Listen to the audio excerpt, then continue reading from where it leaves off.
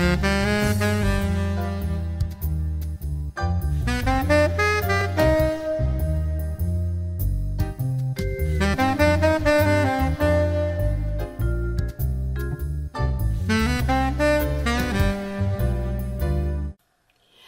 Jacqueline Bismuth, pour commencer notre table bien couverte, bien alléchante, bien colorée, nous démarrons avec la kémia, bien sûr. Oui, aussi généreuse que possible. Vous savez comment qu'on dit, Rabbi Atik ala qad qalbak. Ah voilà, exactement. C'est exactement le sens de la kémia d'ailleurs. Voilà. Alors allons-y, qu'est-ce que vous nous proposez pour la kémia? Bon, ça dépend des saisons un peu, mais déjà, on sait qu'on va avoir, si c'est au printemps, on va avoir des petites fèves assaisonnées de sel et de camoun. On va avoir peut-être des petits briques aux pommes de terre, différentes salades. Toujours au printemps, il y a des artichauts magnifiques. N'oubliez pas le hajlouk, hein, j'y tiens. Non, le hajlouk, c'est ce qu'on dit. D'ailleurs, vous allez trouver ça en petit chapeau à la recette du hajlouk. Nous, quand une situation est fade et sans intérêt, on dit oh là là, c'est comme un couscous sans hajlouk. On ne peut pas s'en passer. Alors, courgettes ou aubergines, carottes ou potirons, ou un mélange de carottes et potirons, c'est absolument divin. Et bien sûr, comme si les salades ne suffisaient pas, n'oublions pas les fricassés et les briques, Jacqueline. Non, les briques, j'en ai déjà parlé, Monique. Ah, désolée, Jacqueline. Je n'osais pas rajouter les fricassés directement d'entrée de jeu comme ça. Je me suis dit, je ne vais pas les étouffer quand même. Ah non, mais on se laisse étouffer. Si vous saviez, j'ai le livre de Jacqueline Bismuth sous les yeux. C'est aussi bien, en voyant vos belles photos, on a déjà le goût à la bouche. N'est-ce pas, Miss Caponata? Ah, voilà. Ça, c'était un des plats que ma mère faisait extraordinairement bien. Mieux que votre grand-mère. Ma grand-mère ne la faisait pas. Ah, tant mieux. Comme ça, au moins, chacune a son privilège. Voilà. Et la méchouilla? Ah, la méchouilla, ça, moi, je fais une méchouilla que ma fille appelle toujours méchouilla supérieure. D'abord parce que je ne la fais griller que au charbon. Ah oui. Et elle a fait un petit texte très joli du reste, où elle me décrit, un jour elle est rentrée à la maison, elle m'a cherché partout, elle ne me trouvait pas, et elle me voit dans le jardin, devant le barbecue, sous une pluie battante, avec un parapluie dans une main, une fourchette dans l'autre, en train de faire griller les poivrons et les tomates de la méchouilla. Elle me dit, mais maman, Jacqueline, je vous imagine très bien. C'est vrai? Ah oui, tout à fait. Alors, moi, j'ai une salade pour laquelle j'ai toujours beaucoup d'amour, parce qu'elle s'appelle différemment, que l'on soit tunisois ou de l'intérieur, comme je suis, puisque j'ai la chance d'avoir vécu au Kef. Ah là là! Eh oui! Il se passe encore aujourd'hui des choses extraordinaires au Kef. Hein. La semaine dernière, il y avait un festival de jazz, mais c'est sensationnel, vraiment. Je sais. Alors, vous savez, Jacqueline... J'ai la chance d'avoir grandi là-bas. Moi, j'ai un cousin qui a grandi au Kef. Ah, bah alors, hors antenne, on va faire la mise au point tout à l'heure. Bien sûr.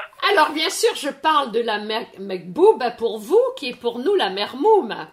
Oui, ça dépend effectivement, pas des régions, hein, des familles. Non, c'est des familles, absolument. Oui. Oui, je connais des Tunisois qui l'appellent marmouma. Pour nous, on l'a toujours appelé Mekbouba. Oui. Et je dois dire que ça a toujours un succès auprès de quiconque. Le tout est de doser avec bon escient, piment ou moins de piment. Écoutez, suivez ma recette. Je vous promets que vous ne serez pas déçus. De toute façon, je vais vous dire, honnêtement, à la voir, je me disais, bon, ce soir, je vais passer Shabbat chez Jacqueline Bismuth. Quand vous voyez la photo, vous vous dites, c'est elle. Toda Rabba. Alors, Jacqueline, après la kémia, qui nous a mis en bouche, mais modérément, nous passons au potage et aux soupes. Voilà. Qu'est-ce que vous nous proposez comme soupe? Par exemple, la soupe de semoule à la tomate. Oui. Que moi, ma grand-mère appelait hachwa. Hachwa, exactement. Voilà. Eh bien, je vais vous dire un petit souvenir de petite fille. Oui. Eh bien, au Kef, nous mangions la hachwa en hiver quand on avait moins 20 à moins 30. Oui, nous, on la mange à la goulette par plus 10 ou plus 15. Voilà, elle est tellement bonne de toute façon. Absolument. Alors, Jacqueline. À chaque bouchée, elle dit, ah, voilà, le plus grand moment du cinéma français. Si vous nous parliez un petit peu du mhammes aux légumes frais. Voilà, alors le mhammes, nous, on fait les pâtes encore à la main, hein, chez nous, on a oui. Ça. Mais ici, et un peu partout, vous les trouvez en supermarché, ça s'appelle les pâtes perles. Exact. Voilà. Et on met, peut-être inspiré du minestrone italien, où en fait c'est une soupe de pâtes avec plein de légumes. Ou alors, on peut aussi, mais disons que moi je la prépare rarement comme ça, la faire juste avec un peu d'ail et de tomates. Mais moi je trouve que c'est bien meilleur avec des légumes. Et puis il change selon les saisons, évidemment. Alors, connaissant votre amour un petit peu pour l'anglais, puisque vous avez quand même des acquaintances, voilà. English spoken, si nous parlions de ce que vous appelez le street food tunisien, le leblebi. C'est communément la nourriture qu'on achète dans la rue en marchant. Tout à fait. Qu'on mange debout sur le pouce dans des petits bistrots ou baraques aménagés, quoi. Exact. Le leblebi, c'est une soupe de pois chiches. Ça n'a plus rien à voir avec ce pramas qui est une soupe avec des légumes. Et là, vraiment, un petit souvenir, un petit clin d'œil à quelqu'un que tout le monde aimait beaucoup à Tunis, c'est Hazar avec son fameux leblebi. Et je fais un petit sourire à mes amis journaux, Max et Hubert, puisque c'était leur papa.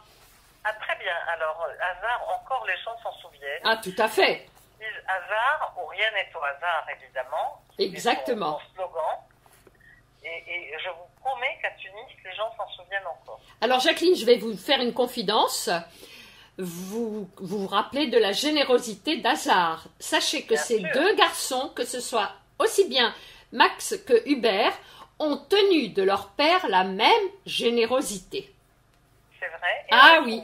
Ces charmants jeunes gens. Et c'est vraiment, ils sont à Paris et ils font énormément de choses pour surtout l'enfance déshéritée. Et vraiment, je tiens à les saluer et leur faire un petit clin d'œil plein d'affection. Voilà, Jacqueline. Félicitations aussi de ma part. Si nous parlions d'Ehlelm. Ah, l'Ehlelm avec tous les légumes secs. Une merveille. On mange d'habitude à Tisha B'Av, Egel, voilà. Absolument. Ouais. Et qui en fait est vraiment, c'est l'anti-régime par excellence. Mais pas tant que ça, vous savez, les légumes secs, ce sont d'excellents. Oui, mais ça dépend ce qui accompagne. Là, il y a le merguez, il y a le qadid, il y a... Bon. Oui. Bon. C'est ça qui fait la richesse du Hlelm. Et oui, bien sûr, mais bon, on n'a pas une cuisine réputée pour ses qualités caloriques. Hein. Encore que si on fait un peu attention, et vous verrez en regardant mes recettes de plus près, que c'est pas si dramatique que ça. C'est vrai. Et qu'on peut très bien faire une cuisine, pas légère, mais vraiment très allégée. C'est vrai. Alors là, nous arrivons à un chapitre auquel nous tenons tous et toutes. Les téfinotes, donc la tfine. Hein. Oui, voilà. Alors la première que vous présentez, c'est la tfine harisha, celle du blé. Moi, je l'ai mis en première parce que c'est ma préférée, mais chacun ses goûts. Hein. Certains préfèrent Nikitouche ou Kayla, mais bon, elles sont toutes bonnes. C'est très difficile de dire si on... C'est vrai. Il y a également la camouni. Hein. Voilà, la camouni. Moi, j'en ai mis 4 en fait dans ce livre, et c'est vrai que bon. J'avoue, la tfine harisha, c'est ma préférée. Mais entre les 4, mon cœur balance un peu. Alors moi, je vais vous rajouter une 5e, qui est vraiment réservée à ma ville. Allez-y. C'est la tfina des navets. Tfina left, qui est vraiment réservée. C'est la tfina des kefois. Monique, je la cuisine. C'est vrai? Je l'ai trouvée dans les plats mijotés. Moi, je l'appelle leftia. Ah, vous voyez. Bon, ben alors vraiment... Je ne sais pas si elle est préparée à la manière québécoise. Ah ben je vous en dirai, je vais la détailler et je vous en parlerai. Promis, on se retéléphonera pour se mettre au courant parce que Tfina Left, c'est vraiment la Tfina des Kéfois. Ah ben voilà, vous me direz. Je suis très très curieuse de savoir. Alors Jacqueline, vous avez un chapitre qui est consacré au couscous. Bien sûr, on ne peut pas l'éviter. On ne peut pas l'éviter. Et vraiment, il y a quelques recettes. D'abord, vous détaillez comment préparer le couscous, mais vous avez le couscous kalouia au karvi. Voilà. Vous avez couscous el hout. Et couscous Vous précisez les kefta au poisson qui vont avec. Voilà. Voilà, vous avez les boulettes évidemment qui accompagnent le couscous du vendredi. Quelle merveille! Et nous avons de très très belles photos. Ah, ça, j'ai eu beaucoup de chance. Ah, bravo! Céline Naya-Gauthier, qui a fait toutes les photos de mon livre, est une fille assez exceptionnelle. En plus, une gourmande comme on n'en fait pas, parce que j'ai déjà vu, moi, des gens faire des photos de cuisine. Toutes les photos sont trafiquées. Je lui disais, mais tu mets rien, toi, sur les photos? Elle me dit, non, non, moi, après, je mange. Alors, Jacqueline, vous donnez aussi une très bonne recette. En restant chez moi, voilà. Les boulettes de la mariée. Oui. Ah, ça, c'est magnifique. Bon, alors, vous parlez de régime. Vous ne pouvez pas trouver mieux que ce plat. Elles sont d'une légèreté exemplaire. Tout à fait, comme les mariés, d'ailleurs. Voilà, encore. Vous avez aussi le kraofoul, le couscous, potiron et fèves. Oui, oui. Que l'on réserve d'ailleurs souvent, en tout cas au kef, pour la semaine de Tisha B'Av, puisqu'il n'y a pas de viande, en principe. Il n'y a pas de viande. Hein? Mais on peut mettre des merguez. Hein. Oui, tout à fait. Je ne sais pas pourquoi les merguez ne sont pas considérées comme de la viande. Parce qu'ils sont séchés, en fait. Oui, ils sont séchés. Hein, comme le khadid, la viande séchée. Exactement. Hein? Oui, oui, oui.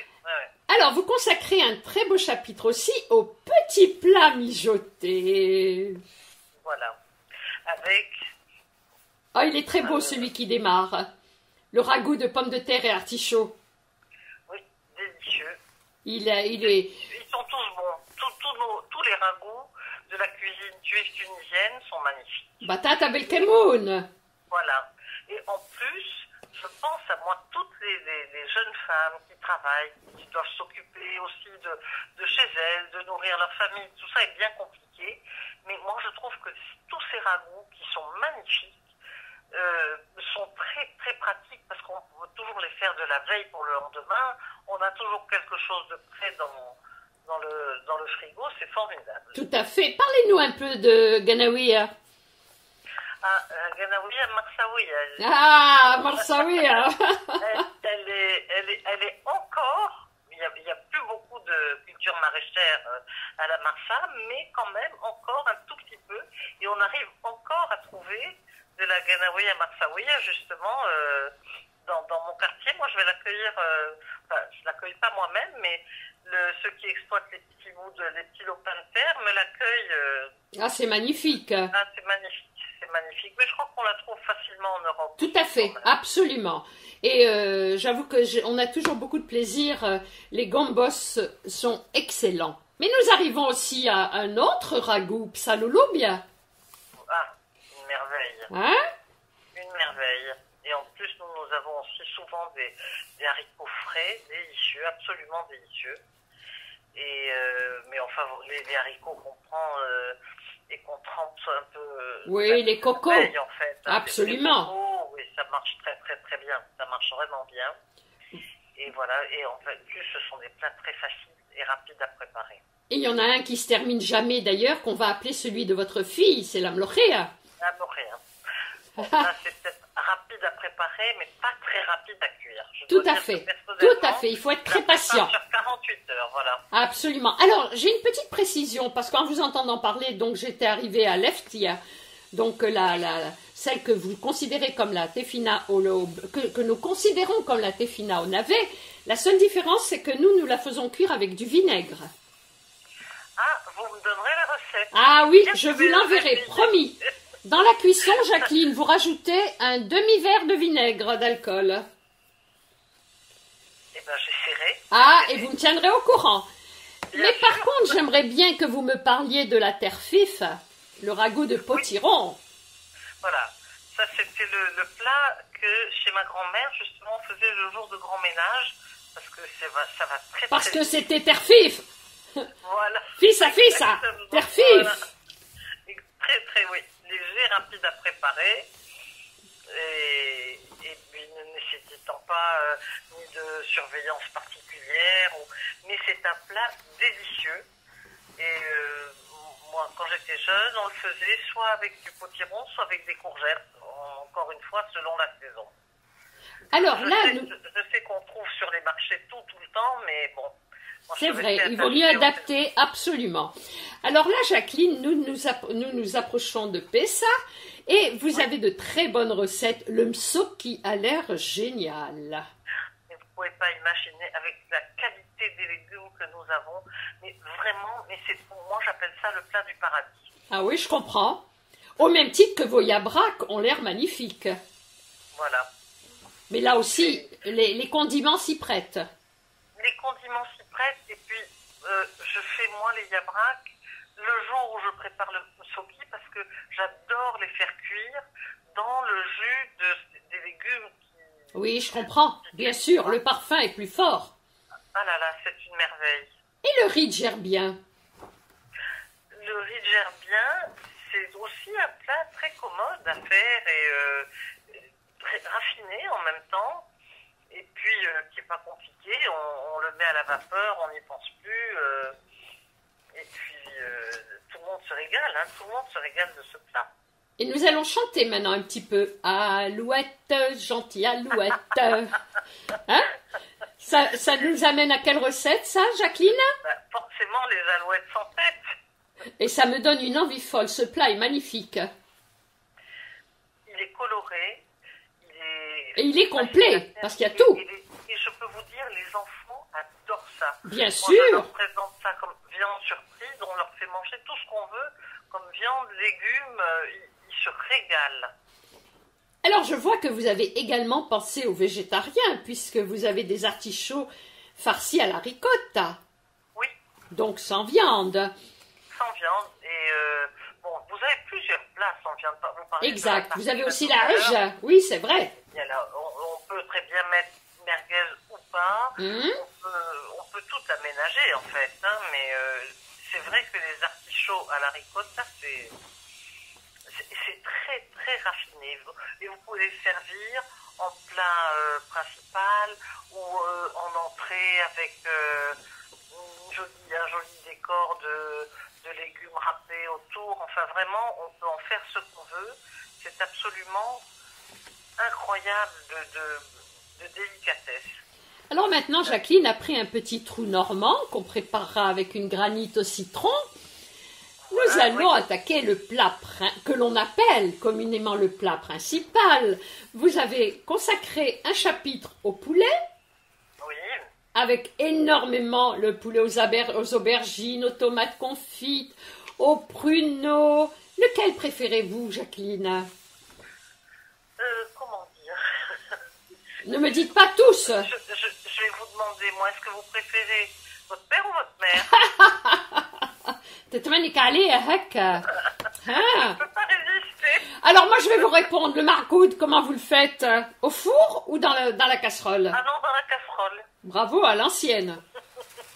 Bravo. Dans la casserole. Parce qu'il a l'air génial, votre margoud. Oui, bien sûr dans la casserole. Et là, il est nature. On peut mettre dedans des carottes, on peut mettre dedans d'autres légumes. C'est toujours délicieux. Alors maintenant, خمسة والخميس على التوانس, nous arrivons à un chapitre magnifique sur le poisson. Ça, moi, j'ai encore dans les yeux l'image des balancelles qui rentraient le soir, en fin d'après-midi, en fait, sur le port à la Goulette, les ventres, mais remplis de milliers de poissons qui dansaient, en fait, encore. Hein, tout à fait, tout à fait. Et bon, on a eu cette chance, en fait. C'est vrai. Tout ça, c'était magnifique. Et voilà, vous avez différentes recettes de poissons, en fait. Mon préféré, c'est le complet. Hein. Moi, mon préféré, c'est le complet. c'est vrai. Comment vous le savez? Ah, mais en tout cas, c'est le mien aussi. Alors, Jacqueline, bah, on est c'est bien. faite pour s'entendre.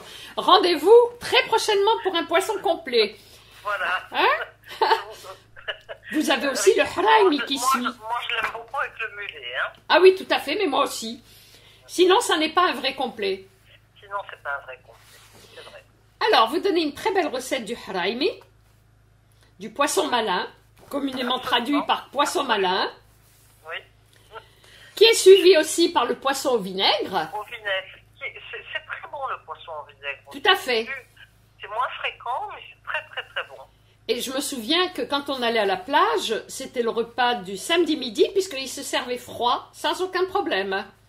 Voilà, exactement. On peut le manger froid. On peut le manger chaud. Et froid, il est excellent. Hein. Absolument. Mais alors, Jacqueline, la dorade au four. Ah, mais ça, encore une fois, je suis une fille extrêmement gâtée parce que j'ai un beau-frère qui pêche et ce magnifique poisson que vous voyez, Oui. céréole qu'on appelle en fait pêche limone, qui est vraiment plus connu sous ce nom-là chez nous. Oui. Et c'est vraiment, c'est magnifique. Et évidemment, on peut le faire avec de la dorade ou avec même encore un mulet, on peut très bien mettre ça, mais c'est très simple aussi.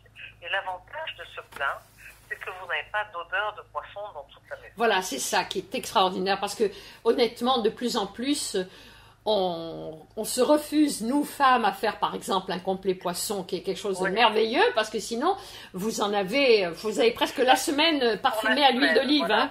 Voilà. Ça décourage un peu, je reconnais. Tout à fait. Et ça donne beaucoup de travail aux coiffeurs qui passent après, parce que tout est dans la chevelure. Alors Jacqueline, il y a tout Il faut mettre une tartleta sur la tartleta, absolument. Il y a tout un chapitre qui est consacré aux pâtes, que tout le monde aime. Voilà. Et nouveauté peut-être un peu dans la cuisine tunisienne, mais un héritage des Italiens, des sardes en particulier, vous avez des pâtes à la moutarde. Oui, exactement. Et vous savez qu'à Paris, nous avons depuis quelques années, de la poudre de boutargue qui est merveilleuse pour les pâtes à la moutarde. Hein? Oui, c'est très très bon. Moi, je garde toujours la moutarde qui vieillit un peu pour la râper parce que, mais là, vous avez la chance de la trouver déjà prête. Je comprends. Et là aussi, pour une fois qu'on a une chance de ne pas être trop loin du distributeur de boutargue, vous décrivez aussi la pizza sicilienne qui est excellente. Voilà, ça c'est toute mon enfance et je pense l'enfance de plein de gens de ma génération. Bien sûr. Voilà, je ne sais pas si vous la trouvez encore facilement en Europe, je ne sais pas. Oui, si, quand on va à Vintimille. Ah oui? Ah oui, on vous la vend en part. Ouais. Et c'est vraiment la même, hein? Ouais. Je pense que même à Paris, il y a des restaurants où on vous la vend au point. Oui, mais c'est pas la même pâte. C'est pas la même pâte. Non, ça n'est plus la même pâte. Alors, nous allons terminer. Ils vont s'y mettre. Oui, bien sûr, grâce à vous. Voilà. On les envoie d'abord au salon. Alors, Jacqueline, on va terminer avec les pâtisseries et confitures. Oui. Alors là, parce que vraiment, on ne peut pas ne pas commencer par la citronnade. Non. Et en plus, je ne sais pas si vous percevez à travers la photo qui illustre en fait la recette de la citronnade, la fraîcheur. Tout à fait. Et la qualité du produit. Absolument. D'ailleurs, je me dis, c'est pas possible que ce soit pas en relief grâce aux imprimantes 3D. Je devrais pouvoir avoir une citronnade sur ma table. Toute fraîche, avec juste quelques feuilles de menthe pour parfumer. La menthe, j'ai dans le jardin, je peux me la procurer. Bon. Ce qui me manquera, ce sont les croquants que vous avez préparés, qui sont magnifiques. Non, mais vous allez les faire. Absolument, bien sûr. Bien sûr. Mais quand je vois, mais écoutez, mais c'est pas possible. En feuilletant comme ça, sans avoir goûté à quoi que ce soit, j'ai déjà pris 5 kilos. Ben, je vous dis, c'est ce qu'a pris ma photographe. Elle a passé 2 semaines chez moi. Ben alors ça devient contagieux. Elle goûtait à tout, elle mangeait du matin au soir. Quel kiff. Quand je vois vos raïbas de pois chiches. Hein, je ne connaissais pas par contre la tarte au café. Non, c'est pas tunisien. Voilà, ça c'est un ajout. Voilà, vous avez quelques recettes comme ça. C'est quand même un livre un peu personnel. Ce sont des plats ou des desserts que je fais très souvent, que tout le monde adore. Donc je me suis dit quand même, je ne vais pas refuser à mes amis la possibilité de faire eux-mêmes ce qu'ils veulent venir manger chez moi. Ah ben vous avez raison, haram, non, il faut pas. Voilà, je ne peux pas les priver. Quoi, Bien sûr.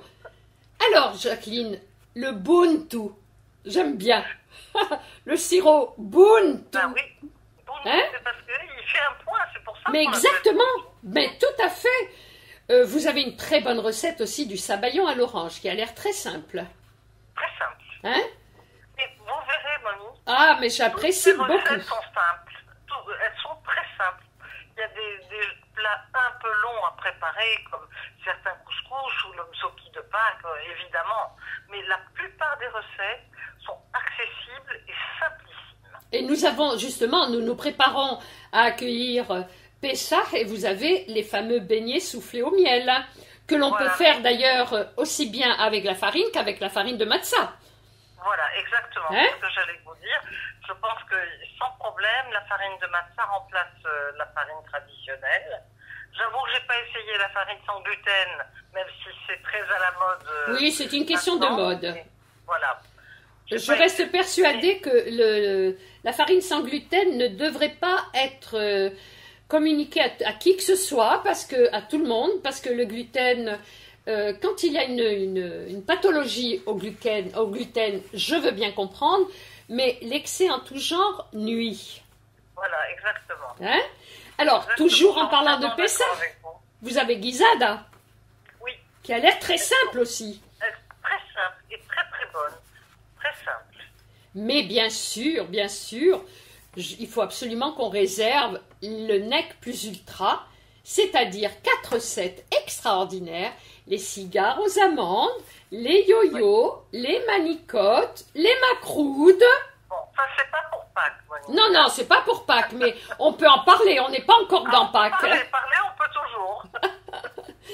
Parlez-nous un peu de vos confitures, elles ont l'air alléchantes. Alors, c'est vraiment, en toute modestie, c'est ma grande spécialité. Les confitures. Quel kiff, ça ne m'étonne pas. Voilà, l'orange amère, le citron doux, alors là, on peut tomber à la renverse, la grenade, enfin, essayez-les, elles sont vraiment, vraiment de très, très bonne qualité. Y compris les pâtes de coin. Y compris, ben oui, quand on fait des confitures, il vous reste, quand on fait, ma fille adore la gelée de coin. Ah oui, ça je veux bien le croire. Ah ben voilà. Ah, je veux bien le croire. Donc on fait des pâtes de coin. Et en plus, ça se conserve longtemps, c'est agréable à avoir à la maison. Une petite friandise avec le café de temps en temps à la place du chocolat, c'est pas mal. Quel kiff! Eh bien, Jacqueline Bismuth, je rappelle encore votre excellent livre, Tunisie gourmande, qui a paru aux éditions de La Martinière, le carnet de cuisine de Jacqueline Bismuth, avec des photographies de Céline Anaya Gauthier, n'est-ce pas? Voilà, la photographe qui prend les kilos. Bravo! Merci Jacqueline, à très bientôt pour un... À mon avis, il doit y avoir quelque chose, il y a une suite. Et puis on a des choses à se dire en dehors de la suite. Ah, ça c'est sûr! Je n'oublie pas que vous me devez la recette de la lespille avec du vinaigre. Quant à moi, chers amis, je vous dis à la semaine prochaine. Monique Nakache pour Paris Culture.